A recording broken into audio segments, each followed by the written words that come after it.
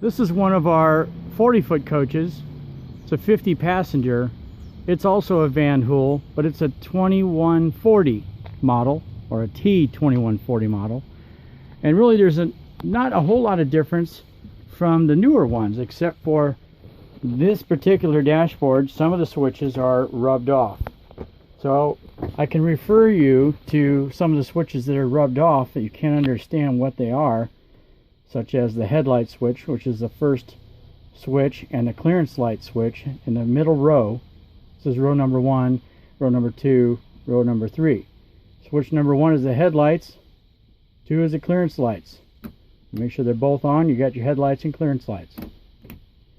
These are just dummy lights that probably don't work anymore on this bus. This is a coach rear tag axle lift. That's what this switch is for here, and that light comes on if it's ever activated.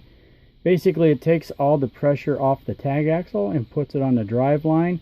You would only want to do this if you needed extra traction to try to get out of a slippery situation such as snow or mud.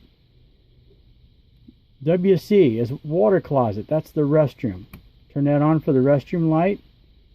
You can almost still see where it says WC on there, but some of them are rubbed off, so you get an idea. Let's go over these switches really quickly so you can watch this video as many times as you need to. This one's set up a little bit different because what they've done is they've put a master switch here up next to the radio and the four-way flashers and your mirror adjustment. The master switch has to be on to power up the system to start the engine. This bus has a key, so it does not require a safety switch to be turned on like the newer coaches. Once the master switch is on, you can turn the key to the first position. You're going to hear a series of clicks, noises, and buzzers. You're listening for the clicks. When the computer clicks have stopped, that's when you can turn the key and fire the engine.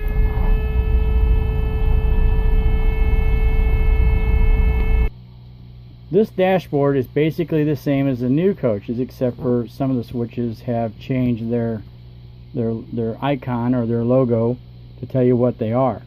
In the middle row again, the middle row is your headlights, clearance lights, your ASR. This is the driver's light. Turn it on, you have the driver's light up above your head. This is the passenger aisle light. If it's in the halfway position, it's just some night lights for watching TV at night. All the way down is the bright lights in the aisle.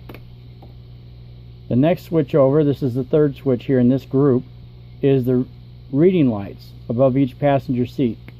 Turn that on, and the passengers now have control of turning their lights on or off. Next switch is the luggage light. Looks like a little piece of luggage there. That's for nighttime loading luggage. The moon light, if you have that on at the same time that you have your reading lights on, it will only allow the passengers to use the reading lights, and the overhead night lights will go off.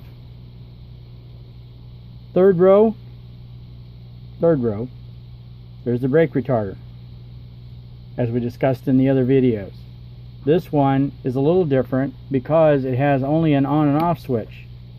When the brake retarder is on this particular coach, that means that when you put your foot on the brake, it will also engage the engine brake at the same time. Manually, you can control the engine brake by this little stick here. It looks like a turn signal that's on the right side of the steering wheel. This will cancel your cruise control if you ever turn it on while you're in cruise mode. This particular bus just has an off, a low, and a high position. Take some time and use that without passengers so you get an idea how that feels when it comes on. Down below the switchboard, you have a little different setup, the parking brake and your climate control. Again, when the climate control is powered up, you're going to get some numbers that are going to appear. the master switch to turn the switch on, to turn the system on,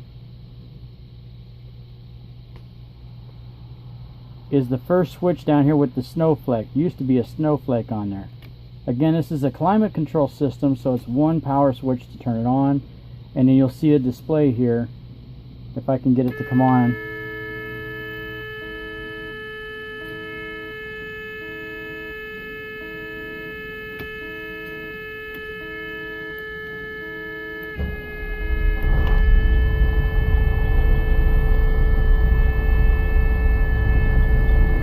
This particular coach does not have any air pressure right now, so it's going to be a little noisy with the air building on this coach. What I wanted to show you is the temperature setting in the display is the temperature setting for the interior of the coach. You can raise it and lower it by these two arrows. You want to know what the outside temperature is, you can hit the outside temperature button and it will show you the temperature. Then after a few seconds it's going to go back to its default setting. The power switch for the AC on and off. This is the recirculation button, just like we discussed on the older coach. If it's really hot, you want it closed. If it's really cold outside, you want it closed so it doesn't bring any outside air inside the coach. The next button over is the Webasto heater. Just like we discussed on the other bus, this coach has a preheater for cold winter starts. To use this button, you want to turn this on first before you fire the engine on a cold morning. About 15 minutes, so that preheats the engine and the engine will start easy.